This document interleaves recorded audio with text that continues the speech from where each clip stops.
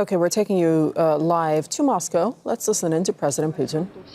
Of economy, in the field of energy, and I remember the phone call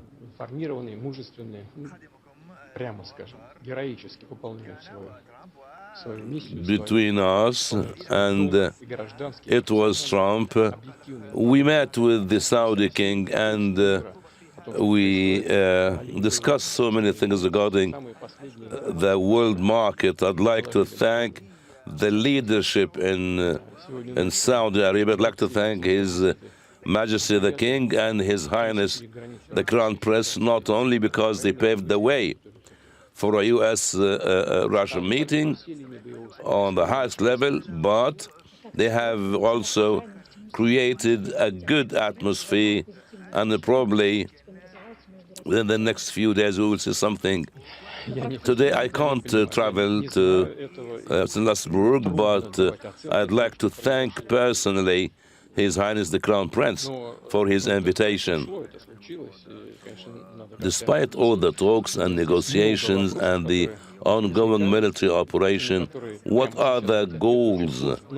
Your colleagues, your media people are very professional, and they are doing their job in a very brave manner, and I'd like to thank them. They are notifying the world and Russia about what's going on. The recent information that we received like 1 hour ago, the fighters of the Unit 810 crossed the borders between Russia and Ukraine and reached certain areas on the borderline.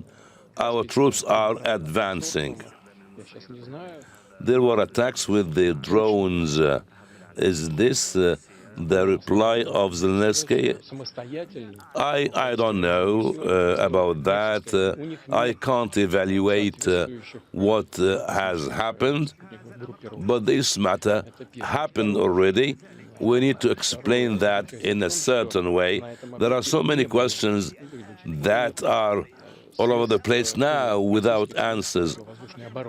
First, probably this matter is not expected, and such attacks cannot be carried out without reconnaissance, aerial reconnaissance, and accurate information regarding the targets. Ukraine got these information from the Western partners of Ukraine. Who gave Ukraine these pieces of information, the aerial reconnaissances and the images regarding these sites, regarding these spots? And we don't know. We don't know. But I can say that independently, the Ukrainian forces can never do this without help from the West and the information given to them from the West, the satellites and the reconnaissance and so many other things. It is not possible for them because they don't have enough information. We know in Russia that these places cannot be targeted because they are not Russian sites. They are sites of energy infrastructure. Investors are there for this complex, for the pipes. Probably there are also Europeans there, and we have Russians there. We used to get little money as transit for this. This has no economic significance to us. It is a sort of a service given to Kazakhstani partners. Oil extracted.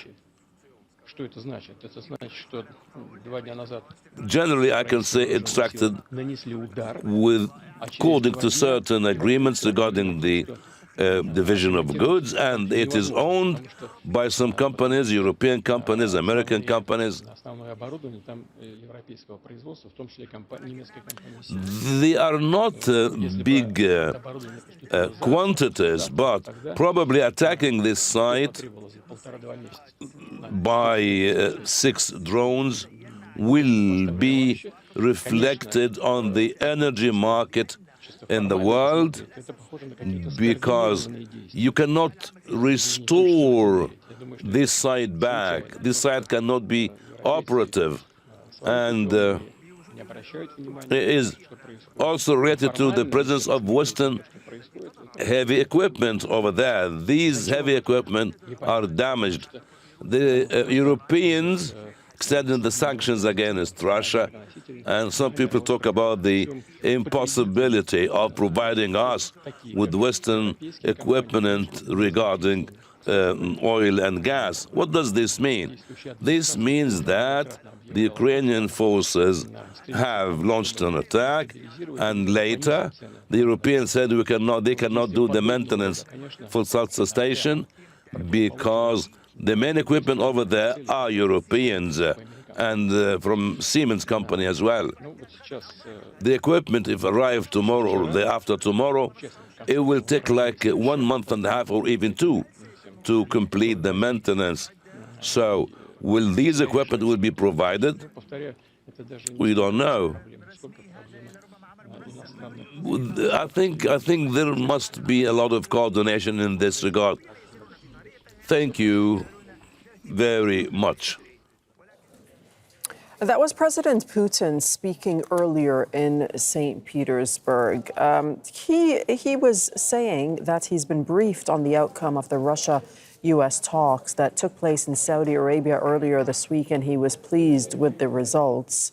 And he also did not reveal when he said he's not ready to say when the meeting with Trump may happen. So there is that expected, anticipated meeting between President Putin and President Trump that the Kremlin had announced earlier on. They said that it might take place later this month. We'll bring in Yulia Shapovalova, who's joining us now from Moscow. So you were listening into what President Putin was saying just a moment ago. Yulia, just bring us up to speed with what we heard.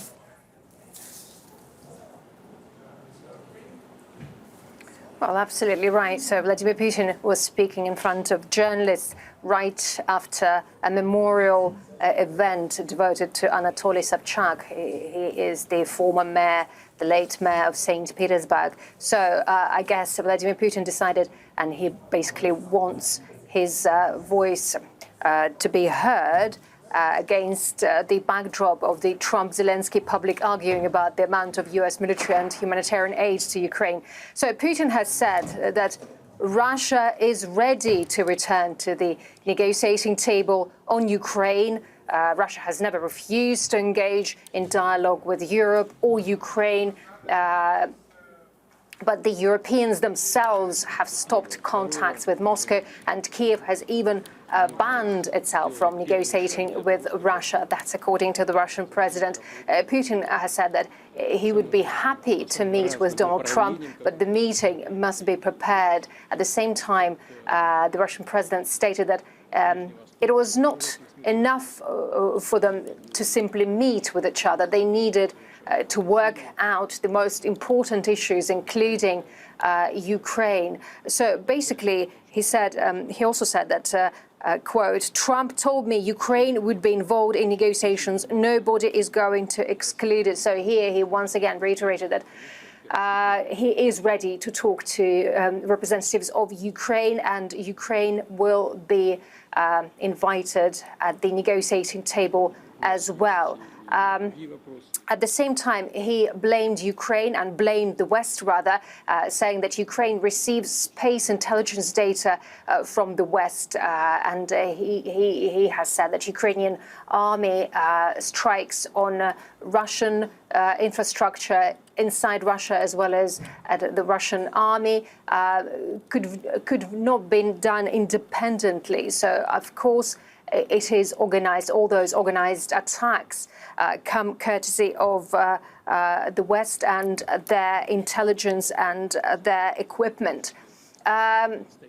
at the same time, he also informed journalists that about some time ago, but maybe hours ago, the Russian armed forces had crossed the border with Ukraine in Russia's border Kursk region, and the Russian armed forces are advancing along the entire line of combat contact. That's according to Vladimir Putin. So that once again shows that the Russian army is advancing on the battlefield, and Putin just stated that. Okay, thank you so much, Yulia. Thank you for that reporting from Moscow. Make sure to subscribe to our channel to get the latest news from Al Jazeera.